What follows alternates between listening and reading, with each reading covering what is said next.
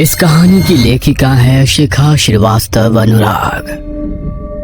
रचित अपने पापा की पुरानी फाइलों में कुछ जरूरी कागजात ढूंढ रहा था, तभी उसके हाथ में कुछ पेपर्स आए जिन पर खून के छींटे थे। रचित ने हैरानी से उन कागजों को देखा और उन्हें पढ़ने की कोशिश करने लगा। उन पर लिखे हुए बहुत से अक्षर लगभग मिट चुके थे। फिर भी जब उसने किसी तरह उन्हें पढ़ा तो हैरान रह गया। ये कागज किसी बंगले के थे जिसे उसके पापा ने वर्षों पहले खरीदा था। रचित उन कागजों को लेकर अपनी माँ वीणा जी के पास गया और उसने कहा, माँ देखो मुझे पापा की फाइल में क्या मिला है, बंगले के कागज। ये सुनते ही वीणा जी ने घबराकर उसके हाथ से उन कागजों को छीन लिया और बोली, तुझे किसने कहा था इन्हें हाथ लगाने के लिए? मैं आज इन्हें जला ही देती हूँ। ये क्या बोल रही हो तुम माँ? पहले तो मुझे ये समझ में नहीं आ रहा है कि जब पापा के पास ये बंगला था तब आज तक हम सब इस सड़े हुए किराए के मकान में क्यों रह रहे हैं? पापा ने आज तक कभी इस बंगले का जिक्र तक नहीं किया और तुम भी कागज जलाने की बात कर रही हो। रचित परेशान सा बोला। इन कागजों को देखते हुए वीणा जी की आंखों में आंसू आ गए थे। उन्हें पोंछकर किसी तरह स्वयं को संभालते हुए उन्होंने कहा, अब तू बड़ा हो गया है, इसीलिए आज मैं तुझे सारी बातें बताती हूँ। ये बात तब की है जब मेरी और तेरे पापा की नई नई शादी हुई थी। जहाँ पर ये बंगला है हम उसी जंगल के पास वाले शहर में रहते थे। हमारा कारोबार भी काफी फैला हुआ था। एक दिन हम दोनों घूमते हुए जंगल की तरफ चल पड़े। वहाँ नदी के किनारे ये शानदार बंगला खड़ा था। ये बंगला इतना सुंदर था कि एक ही नजर में मुझे भा गया और मैंने इसे खरीदने की जिद ठान ली। तेरे पापा ने मेरी इस जिद को पूरा भी कर दिया और जल्दी ही ये बंगला हमारा हो गया। हम अक्सर सप्ताह के अंत में वहाँ रहने जाते थे। एक दिन बंगले को सजाते हुए मेरी नजर एक पेंटिंग पर पड़ी जो इसी बंगले की थी, पर वो बहुत ही पुरानी और डरावनी थी। मैंने उसे दीवार से उतारा और कूड़ेदान में फेंक दिया। ऐसा करते ही मानो बंगले में तूफान आ गया। उसकी दीवारों में दरारें पड़ गईं और वहां से खून रिसने लगा।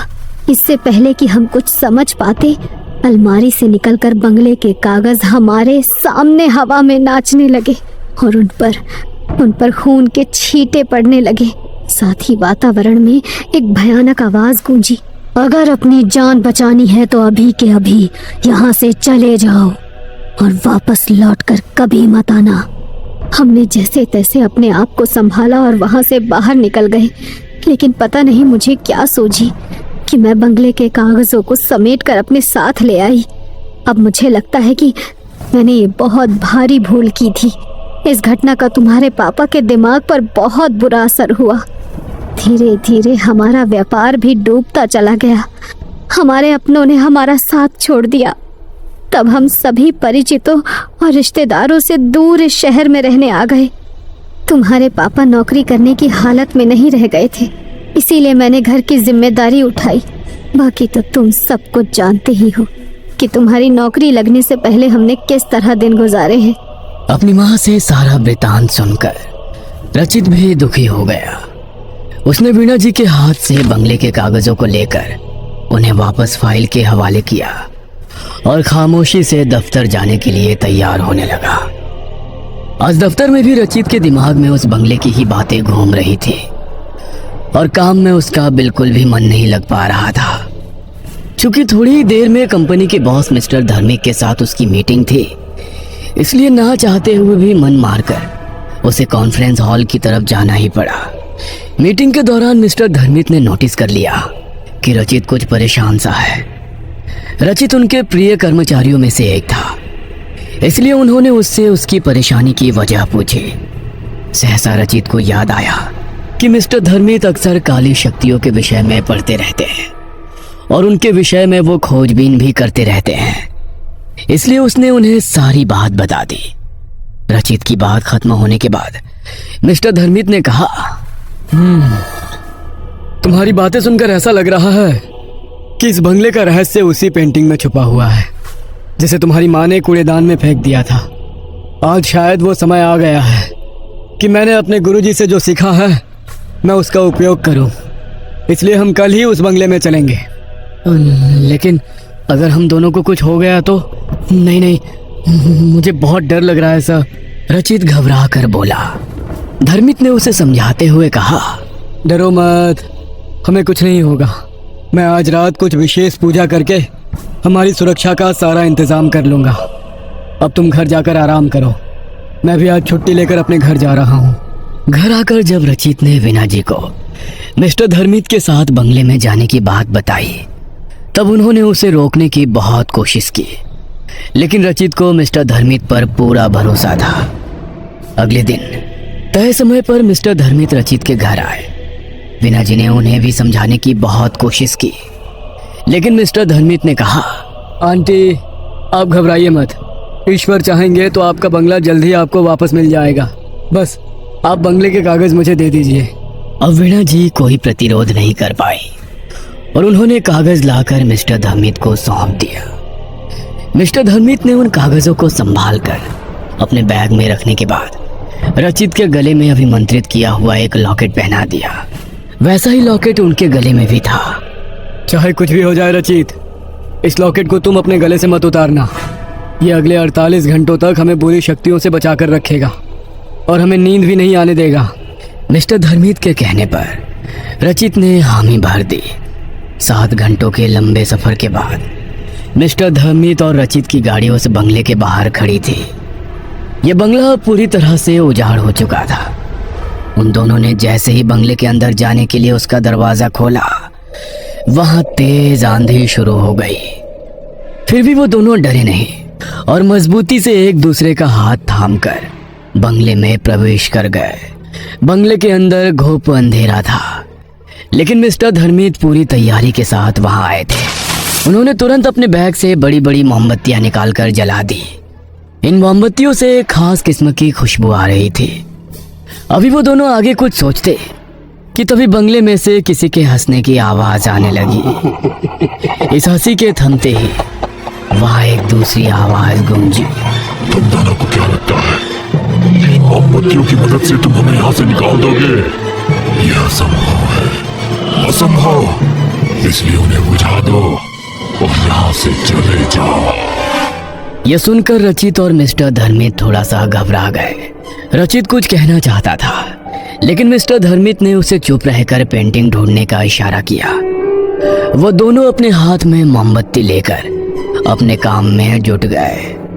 लॉकेट और मोमबत्तियों के कारण बंगले में मौजूद काली शक्तियां इनके पास नहीं आ पा रही थी, लेकिन वो उन्हें डराने की भरपूर कोशिश कर रही थी। अंदर अंदर थोड़ा डरने के बावजूद वो दोनों बिना रुके अपने काम में लगे हुए थे। समय बीतता जा रहा था, लेकिन उनकी तलाश खत्म ही नहीं हो रही थी। 24 घंटे गुजर चुके थे। उनके लॉकेट की शक्ति खत्म होने में भी बस 24 घंटे ही शेष थे। ऐसा लगता है कि हम सफल नहीं होंगे, रचित ने धीरे से मिस्टर धर्मित से कहा और गुस्से में उसने अपने पैरों को जोर से फर्श पर पटका। ऐसा करते ही उसका पैर फर्श को तोड़ता हुआ थोड़ा अंदर चला गया। ये देखकर मिस्टर धर्मित फर्श के गड्ढे में रचित के फंसे हुए पैर को बाहर निकालने के लिए थोड़ा झुके तो उनकी नजर फर्श के अंदर दबी हुई पेंटिंग पर पड़ी। रचित और मिस्टर धर्मित ने मिलकर किसी तरह वहां से वो पेंटिंग निकाल तो ली, पर इसके बाद वो दोनों बहुत ज्यादा थक गए थे, इसलिए वो थोड़ी देर वहीं पर बैठ गए। मिस्टर धर्मित ने अब ध्यान से इस पेंटिंग को देखना शुरू किया तो उन्होंने पाया कि इस पेंटिंग में एक खास तांत्रिक कोड में इस बंगले का राज लिखा हुआ था। उन्होंने अपनी आंखें बंद करके अपने गुरु को प्रणाम किया, जिनसे उन्होंने तंत्र विद्या सीखी थी। इसके बाद उन्होंने इस कोड को तोड़ना शुरू किया। धीरे धीरे बंगले के सारे राज उनके सामने स्पष्ट हो गए। किसी जमाने में इस बंगले की जगह कुछ तांत्रिकों का आश्रम था। वो अपनी काली सिद्धियों के जरिए सारे संसार को अपना गुलाम बनाकर उन पर अपनी हुकूमत चलाना चाहते थे। जब इस गांव के मुखिया को इस विषय में पता चला, तब उसने अपने गुरु से सलाह मशवरा करके उन तांत्रिकों को उनके आश्रम के साथ ही जला दिया। इसके बाद उनके गुरु ने वहां मौजूद राख से ये तस्वीर बनाकर इसमें उनकी कहानी छुपा दी और उसके फ्रेम को मंत्र से बांधकर उन तांत्रिकों की बुरी शक्तियों को उन्होंने इसमें कैद कर दिया। साथ ही उन्होंने मुखिया जी को आदेश देकर आश्रम की जगह ठीक इसी तस्वीर की तरह दिखने वाला बंगला यहाँ बनवा दिया। आश्चर्य से मुंह खोले सारी कहानी सुन रहे रचित से मिस्टर धर्मित ने आगे कहा, तुम्हारी माँ के द्वारा पेंटिंग उतारकर फेंकने से इसका फ्रेम टूट गया और इसमें कैद काली शक्तियाँ बाहर आ गई, तो अब क्या करें? रचित ने संशय से पूछा। मिस्टर धर्मित ने ध्यान से पेंटिंग के फ्रेम को देखते हुए कहा, हमें ये फ्रेम दोबारा बनाना होगा, लेकिन इसके लिए उसी पेड़ की लकड़ी चाहिए जिससे ये पहले बना था। ये पेड़ इसी जंगल में है, लेकिन कहाँ ये मुझे नहीं पता। तुम जल्दी जाओ और उसे जाकर ढूंढने की कोशिश करो, तब तक मैं पूजा की तैयारी करता हूँ। और सुनो, संभल कर जाना, वो काली शक्तियाँ तुम्हें डराने की कोशिश करेगी, लेकिन अभी हमारे लॉकेट में 18 घंटे की शक्ति बची हुई है, इसलिए घबराना मत। मिस्टर धर्मित की बात सुनकर रचित जब पेड़ ढूंढने के लिए निकला, तब बुरी शक्तियां भी उसे रोकने के लिए उसके पीछे चल पड़ी। कभी वो रचित के आगे गहरे गड्ढे का भ्रम पैदा करती, तो कभी उस पर हड्डियों और खून की बारिश करती, और कभी डरावनी आवाज में उसे यहाँ से वापस जाने के लिए धमकाती। लेकिन रचित मिस्टर धर्मित की बातों को याद करते हुए चुपचाप आगे बढ़ता रहा। उसने लगभग पूरा जंगल छान लिया, लेकिन उसे वो पेड़ नहीं मिल पा रहा था। 6 घंटे गुजर चुके थे और अब रचित पर निराशा हावी होने लगी थी। उसने मन ही मन अपने ईश्वर को याद किया और उनसे मदद की गुहार लगाते हुए फिर से आगे बढ़ने लगा। अचानक ही उसकी नजर एक छोटे से मंदिर की तरफ गई, जो पेड़ों की झुरमुट में छिपा हुआ था। मदद की आशा से रचित उस तरफ बढ़ गया। जैसे ही उसने मंदिर में कदम रखा, एक आवाज आई, आओ, मैं कब से तुम्हारी ही राह देख रहा था। रचित हैरानी से आवाज की दिशा में बढ़ा तो उसने देखा वहां एक बेहद वृद्ध साधु समाधि में लीन थे। रचित ने जब उन्हें प्रणाम किया, तब साधु बाबा ने अपनी आंखें खोली और उसे आशीर्वाद देते हुए बोले, हम कब से इसी दिन की प्रतीक्षा कर रहे थे जब तुम यहाँ आओगे। आओ, मेरे साथ चलो। रचित मंत्र मुग्ध सा उनके साथ चल दिया। उन्होंने रचित को एक पेड़ की तरफ इशारा किया और अपने थैले में से निकालकर एक कुल्हाड़ी भी उन्होंने उसे दे दी। रचित ने जैसे ही पेड़ से लकड़ी काटी, वो पेड़ वहां से ऐसे गायब हो गया जैसे कभी उसका अस्तित्व ही नहीं था। साधु बाबा ने अब रचित को एक मंत्र देते हुए कहा, इस मंत्र का जाप करो, ये तुम्हें तुरंत ही बंगले में पहुंचा देगा। जाओ, जल्दी जाओ, समय बहुत कम है। रचित ने एक बार फिर उन्हें प्रणाम किया और आंखें बंद करके वो तेजी से उनके दिए हुए मंत्र का जाप करने लगा, जिसकी सहायता से वो पलक झपकते ही बंगले में पहुंच गया। मिस्टर धर्मित ने अब रचित के हाथ से लकड़ी लेकर फ्रेम बनाना शुरू किया। जैसे जैसे फ्रेम बनता जा रहा था, बंगले में मौजूद बुरी शक्तियों के चीखने चिल्लाने की आवाजें भी बढ़ती जा रही थी। वो बंगले में मौजूद सामानों को रचित और मिस्टर धर्मित के ऊपर फेंककर अभी भी किसी तरह उन्हें रोकने की कोशिश कर रही थी, लेकिन मिस्टर धर्मित बिना रुके अपने काम में लगे हुए थे। लॉकेट की शक्ति खत्म होने में अब बस आधा घंटा शेष रह गया था। आखिरकार फ्रेम बन गया और मिस्टर धर्मित ने पेंटिंग को उसके पुराने टूटे हुए फ्रेम से निकालकर नए फ्रेम में डाला और फिर उसे अपने बनाए हुए पूजा स्थल पर रखकर उन्होंने वेदी में अग्नि प्रज्वलित कर दी और एक मंत्र पढ़ने लगे। जैसे जैसे मंत्र के साथ अग्नि में आहुति पड़ती गई, एक एक करके काले धुएं के रूप में सारी बुरी शक्तियां पेंटिंग में वापस कैद हो गई। अगले कुछ ही पलों में वहां शांति छा गई। यह देखकर रचित प्रसन्न हो गया और उसने खुशी से आवेग में मिस्टर धर्मित को गले लगा लिया। तभी उसे स्वयं से अलग करते हुए मिस्टर धर्मित ने कहा, अभी एक विशेष काम बाकी है, इसलिए अपनी खुशी बचा कर रखो। अब क्या बचा है सर? तुम्हारी बलि।